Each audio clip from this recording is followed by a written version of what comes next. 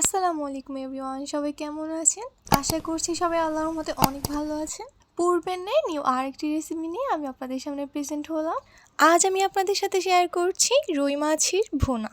আশা করছি আমার আজকের রেসিপিটি আপনাদের সবার অনেক ভালো লাগবে। রেসিপি শুরুর আগে সবার কাছে আমার একটা রিকোয়েস্ট, যারা এখনো পর্যন্ত আমার চ্যানেল সাবস্ক্রাইব আর ফেসবুক পেজ ফলো করেননি, সাবস্ক্রাইব অ্যান্ড ফলো দিয়ে আমার সাথেই থাকবেন।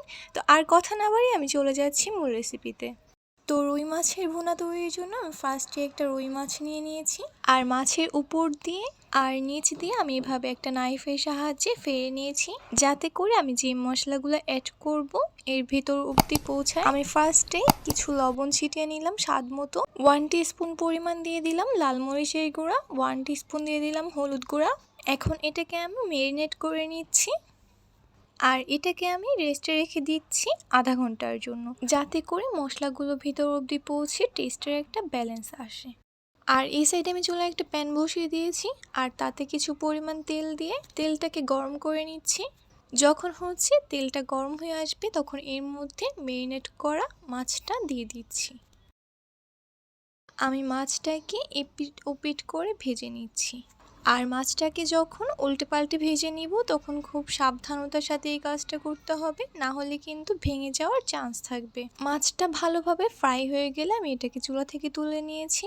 আর এই সাইডে আমি সেই তেলের মধ্যেই 1 কাপ পরিমাণ পেঁয়াজ কুচি আর 3 থেকে 4টার মতো মরিচ ফালি করে দিয়ে নিয়েছি। এখন ওর মধ্যে মশলা অ্যাড করে দিচ্ছি হলুদ গুঁড়া 1 টিস্পুন পরিমাণ, জিরার গুঁড়া 1 টিস্পুন পরিমাণ, আর ধনিয়ার গুঁড়া 1 টিস্পুন পরিমাণ।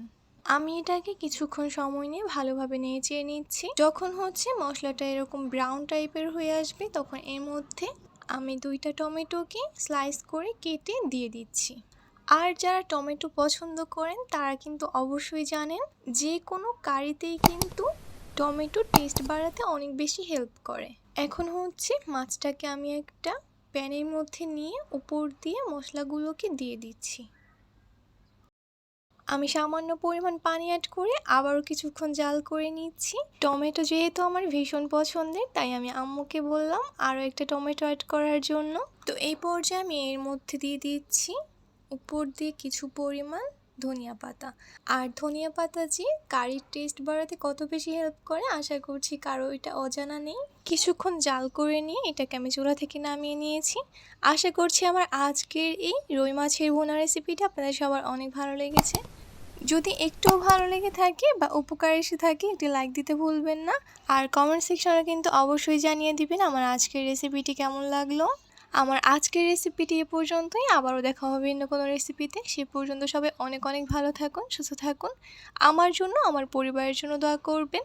নেক্সট রেসিপি দেখার আমন্ত্রণ জানিয়ে আমি আজকের মতো এখানে বিদায় জানাচ্ছি। সবাই অনেক অনেক ভালো থাকবেন। আল্লাহ হাফেজ।